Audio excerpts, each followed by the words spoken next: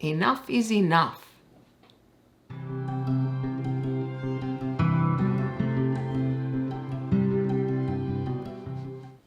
G'day my lovelies and welcome back to my channel, or welcome if you haven't been here before. My name is Kathy and this is where I talk about my plants and all my other pet hobbies. Today I wanted to talk about when is it enough plants? When do we decide that that's it, that's my limit, I really can't look after any more plants? As usual, I was thinking about the topic, so I thought I would share my thoughts with you, my 2 cents worth. To begin with, I thought I would tell you about my plant collection. I did a count recently and I have 77 indoor plants, which I must admit surprised me. I thought I had around 65 or so. In addition to which, I also have around 30 potted plants outside on my deck. Altogether, that is well over 100, which I think is a little on the high side for me personally. Now, my outdoor plants don't require a lot of work for most of the year, except in summer. In summer, I usually have to water them every day or every second day, particularly when it gets extremely hot, as it can in Melbourne. For example, on Monday, it was 40 degrees Celsius. It was very hot. Whereas yesterday, it was raining all day and I think it didn't reach even 20 degrees. So it does fluctuate as to just how much care they require. But I did notice last year, that I started to feel a little overwhelmed because I was watering all my outdoor plants and then I would have to come inside and look after my indoor plants as well. And for me, I feel that I have reached my limit of what is enough plants. I do think it will vary for each individual person because there are so many factors that will go into that. One factor is our space. Just how much room do we have in our homes for our plants? I have a fairly smallish house. It has several bedrooms and I could probably fit a lot of plants, except I have a lot of bookshelves. I think I have 10 altogether. And I am not willing to get rid of my books so that I can have more plants. So that was a factor I had to consider as to just how many plants I could fit in my home. Another factor is that I'm in a wheelchair, which means that I simply can't put my plants anywhere. I certainly can't put them on the ground unless they're very big pots, and I have to ensure that I can still get around my house, so I can't tuck them here, there or anywhere. I certainly can't put them in a corner because then I won't be able to access them. So that was something else that I had to think about quite carefully as to just how many plants I could have and where I could put them in my home. I think I've become quite inventive as to where to place them, but there was still a limit. And leading on from that is that because of my disability, it is much more tiring for me to look after plants than for people who don't have disabilities. It takes me a lot longer to water all my plants than it would most people. And if I let it, it can become exhausting. So that also determined just how many plants I could have. Not because I don't want more, but I'm simply physically not capable of looking after a lot more plants.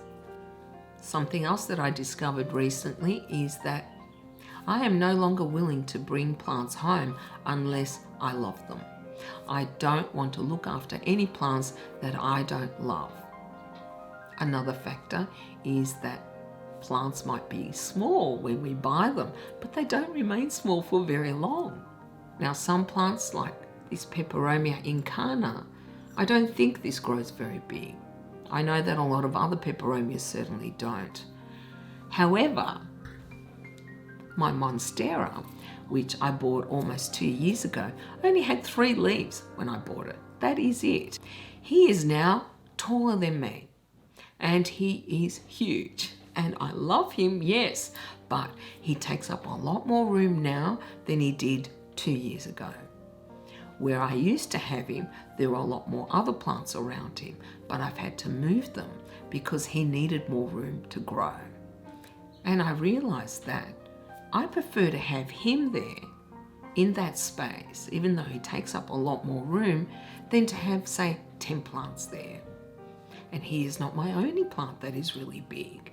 My Ficus elastica is getting quite large, as well as my snake plant or my macho fern, and that's just to name a few.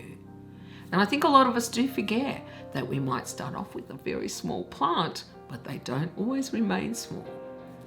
Another factor, which nobody warns you about, is that collecting plants can become an addiction. I definitely did not know that.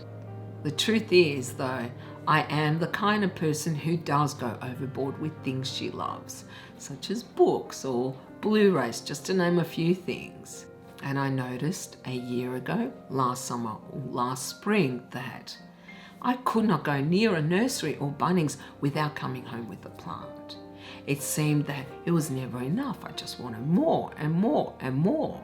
And I finally came to the realization that I was a little out of control, because it's all very well and good to have new plants, but then you have to take care of them. And I accumulated so many in such a short period of time that I felt overwhelmed. And that's when I decided I had to sit back and think about it. Think about just what I was doing. Did I really need that many plants? And I realized I didn't. Because the truth is, it was stressing me out. I was worrying about having to learn the care for all these different plants. And I realized that wasn't worth it. That is not why I had plants. That is not why I wanted to have plants. In addition to which, I was spending far more than I really should have on plants. And that leads me on to another factor, which led me to decide that I had reached my limit of how many plants was enough. And that is the cost of plants. Because let's be honest, in the last few years, prices have exploded exponentially. Plants that I saw, say, a year ago are now going for double or triple those prices. It is crazy just how expensive plants are getting. And of course, then there are those plants which are exorbitantly priced. And I know that I definitely spent more than I had intended to. And that is not necessarily a good thing. Now, I'm not trying to tell anyone how to spend their money, but I have read comments, I have heard people say that they blew that month's rent on a plant or plants. Now, perhaps that is an exaggeration, but people have been known to overspend on their hobbies. And I think that if we are spending beyond our means to support our hobby, if we are then struggling financially to pay our bills, then that really is a signal we need to sit down and think about just what we are doing, just how much we are spending on really a hobby, a plant that could die. That could die. Frankly, I don't want to ever worry about money when it comes to my plants. That is just one thing I don't want to associate with my plants, which is why I don't spend a lot on plants. Next thing I wanted to mention is, depending upon the types of plants you have, will determine how much time you have to spend looking after them. There are some plants that require watering every few days, and if you have 300 of them, it can be overwhelming. However, you might have plants that only require care, say, every few weeks. 300 of those is much more manageable than ones that are more needy or have more care requirements. Let's not call them needy, even though they are. So I do think that is another factor to take into account in deciding just how many plants is enough. The other factor is how much time and energy are you prepared to commit to looking after your plants? They're not like inanimate objects like, say, my books or Blu-rays or DVDs or whatever else that you collect, which at most require just dusting or cleaning. Plants require constant and ongoing maintenance. They need watering, fertilizing, cleaning. We need to check them for pests. These are living things that are entirely dependent on us, just like pets. And we need to evaluate just how much time and energy we are prepared to commit to them before we bring, say, a lot of plants home. I know for me that I have a lot of hobbies and I do not want all my free time to be spent looking after plants only. I wanted to have time for my other hobbies as well. So that was another factor that helped me decide just what was enough plants, for me anyway. Another factor is experience.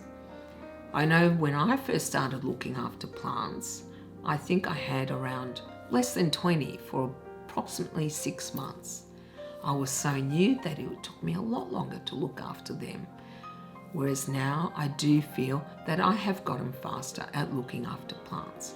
I am quicker to spot any problems because I know my plants better because I've spent more time with them. I know which plants require water every week and which don't. I can pick up a pot and gauge just by the weight whether that plant requires watering, which I was certainly not capable of doing when I first started. So experience does help us in looking after plants, and it can also determine just how many plants we can have. I'm sure as I get more experienced that I might decide I could add a few more to my collection, but at the moment I feel that is enough for me. Something else I've noticed recently is that plants seem to have become a competition. It's like, well, I have more plants than you, therefore I'm better than you. Or my plants are more expensive or rare, therefore I'm a better plant parent. No, really, no. We're talking about plants. Why are we competing in relation to a plant? They are not a status symbol, no matter what some people think. Plants are our way to connect to nature, not to these crazy social constructs that we have created. Not to make people feel inadequate because they don't have the same amount of plants or they don't have as expensive plants. It should not be a competition. It isn't. And this assumption that, well, you just can't afford expensive plants. No, we all can to some degree. I know that I can, but I don't want to. It's assuming that everyone is the same, and we're not. We are all different, which is the best thing about humanity, is that no two people are the same, just like plants.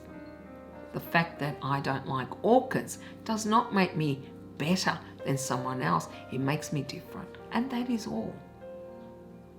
If you are trying to compete with other people to have as many plants or types of plants that others do, then perhaps it is time to say enough.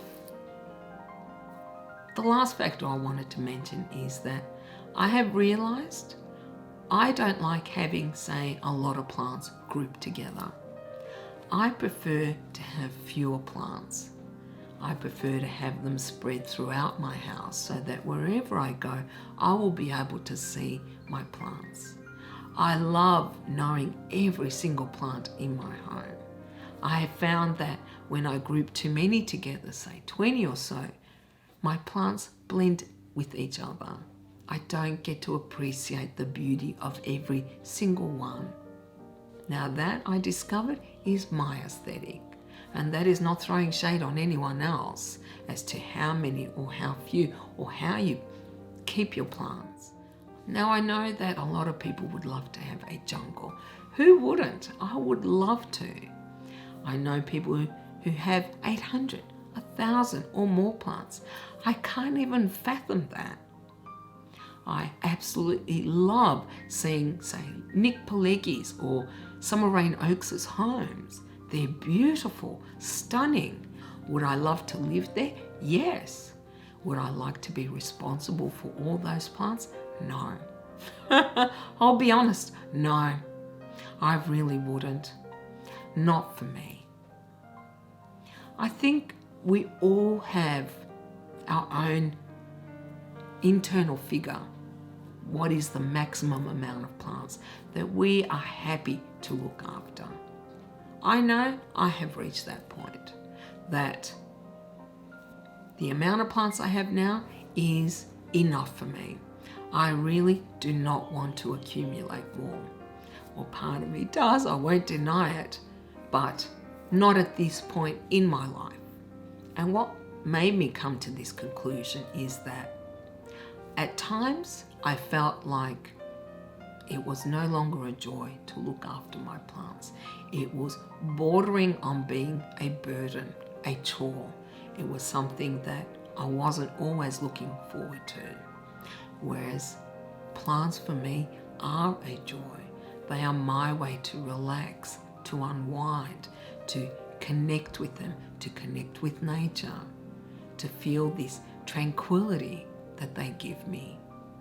Once they started becoming something I was stressing about or worrying about or feeling physically exhausted or mentally exhausted looking after them, that's when I decided it was time to reevaluate just how many plants I really should have. And I think that that is something we each need to do for ourselves. No one should decide for us how many plants is enough. And I also don't think that that figure, whatever it is, should be set in stone. It's not a magic figure. It can change with our circumstances, with our space, with our experience. We may have some plants die, so we decide to replace them. We may want to try a different plant. Ultimately, I think we all need to make that determination as to what is enough plants.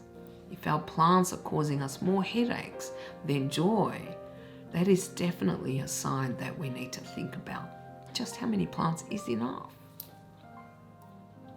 Okay, well, that is all I have to say on this subject. Let me know what your thoughts are. You know I love to hear your opinions. And you can put them down in the comments or you can contact me on Instagram. As always, I thank you all very much for hanging out with me and letting me ramble on and on and on. And if you like this video, you can give it a thumbs up. And if you haven't already, please do consider subscribing to my channel because it does help. Well, I hope you all have a beautiful day and a beautiful weekend, and I will see you next time. Bye.